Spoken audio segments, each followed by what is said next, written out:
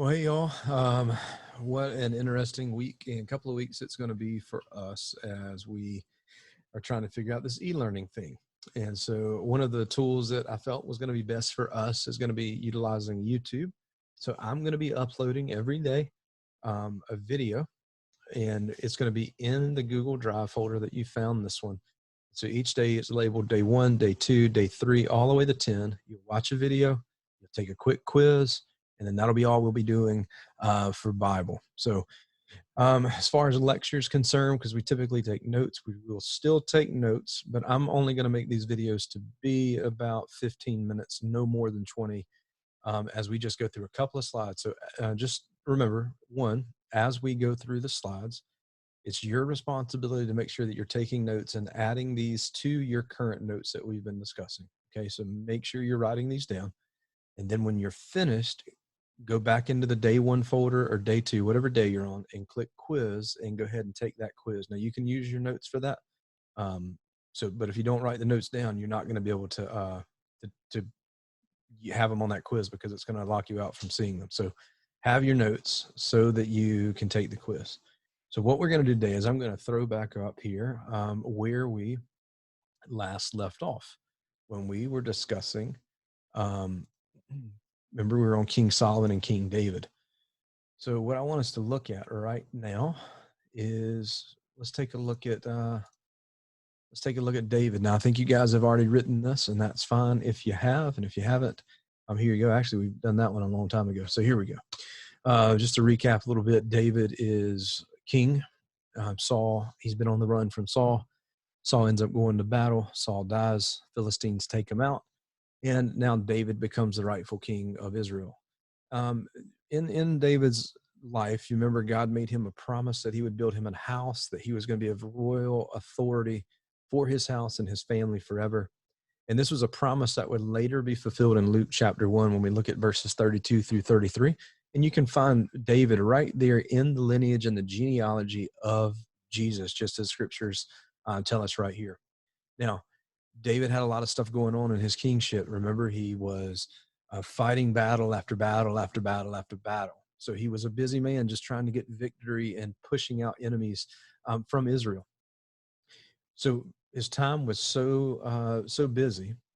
They did not have a moment to really take a breath and build a temple for God to dwell in, for the people of Israel to be able to go in. So in that time, God remained in a tent until Israel's warfare and their wanderings were ended. Now, if you remember, when we go back to the book of Exodus and the people were in the desert, one of the things that they did was they had a tent they called the tabernacle, and it was in that tent with God's dwelling place. So anywhere they went, they would take the tent, set it up, and that would be their place of worship. So even years later, they are still in the middle of putting a tent up, and this is the dwelling place of God. But that will soon come to an end. When God will get a temple, and we'll talk about that here in the next day or two. So David is on his deathbed, and the Bible tells us in 1 Kings chapter 1 that David, his body temperature is decreasing. He's very cold. They're trying to warm him up, and he ends up passing away.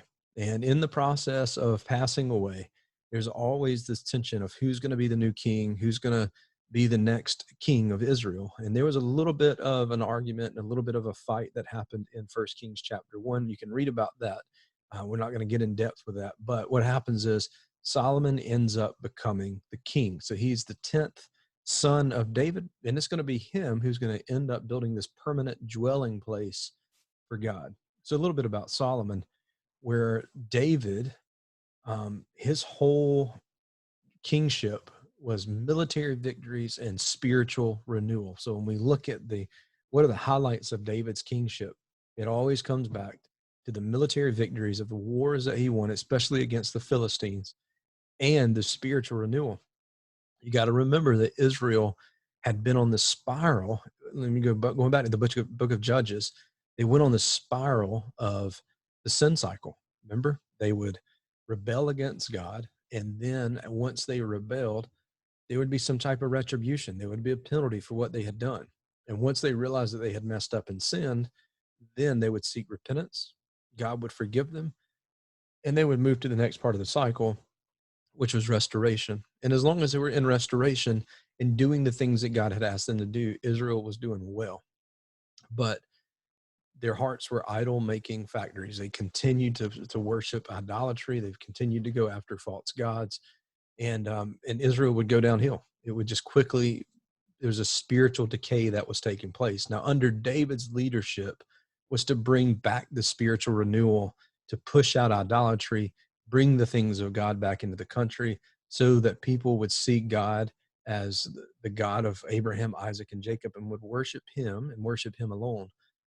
So under David, the kingdom was stable, it was strong, everything was going the way that it was supposed to.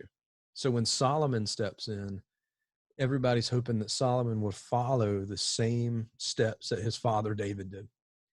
So Solomon, it tells us in 1 Kings chapter 3, goes down to this place called Gibeon to offer sacrifices to the Lord. Now, why did he go offer sacrifices? Well, he was a devout believer in God. Matter of fact, in 1 Kings chapter 3, verse 3, it says, Solomon loved the Lord and followed all the decrees of his father David. He's like father, like son. He is following and doing the things that he watched his father do. He has a love for God. He's honoring God. He's giving these sacrifices to God.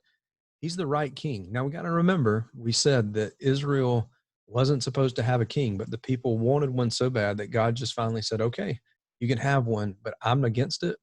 And this is not going to work well. And we had King Saul, who started out well and completely lost his mind and would chase David, try to kill David. And eventually Saul and his son Jonathan will lose their lives because remember, they're going to be nailed to the wall of a city in Beth Shean. And so they die. David takes over. David has this long tenure and he starts out really well and he has some ups and downs, but overall, David was a great king for Israel. So here's Solomon following in those same steps and really putting the spiritual renewal piece in the front. And so it says that he goes to Gibeon, he offers these sacrifices to the Lord, and the Lord appeared to him there in a dream. And he asked Solomon, hey, what do you want? Like, if I can give you anything, what would you want? And I mean, you think about that question for you. If somebody came and said, I can give you anything that you need, what do you want? Now, many of us would ask for money. We would ask for fame. Maybe we would ask for just some type of notoriety. It would probably be something, most likely, it would be something material that we would ask for.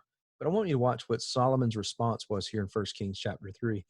He didn't ask for money and he didn't ask for fame and he didn't ask for any of those things. He asked for humility and a desire for wisdom to judge the people or wisdom to lead the people. It wasn't that he wanted to judge them and come down hard on them, but to help them continue pushing towards the spiritual renewal that his father David did. Now think about that. He had the whole world he could have asked for, and he asked for wisdom. And wisdom not for him, but also for the people, because what he would do would benefit the people. So in 1 Kings 3:12, what we see is that God grants Solomon's request with a promise that he gives him this wisdom. And he says this wisdom is going to excel all that both preceded him and would follow him. In other words, this is something that's going to always be before you and behind you. And when people mention the name Solomon, the word wisdom will always be attached to it. So God honors this. God gives him this wisdom so that he can lead the people. Now, the one thing we said that Solomon did not ask for, he did not ask for riches, he did not ask for honor, he did not ask for any of those things. But here's what God did. God gave him a blessing. Solomon was promised what he did not ask for. He got the wisdom, which he did ask for, but he also got riches and honor. And the Bible says that he would get these riches and honor and they would exceed every king of his day. Now, why riches and honor? Why would God give him that? Because he'd given him wisdom. And he's going to take that wisdom and use it to make sure he makes the right decisions with all this money that he has, to make sure that he has using this honor in the right way, his influence in the right way. So God honors his wisdom and his request for that. And so here is Solomon. It says that with lengthened days in return for his faithful obedience, God's going to continue to bless him for his obedience.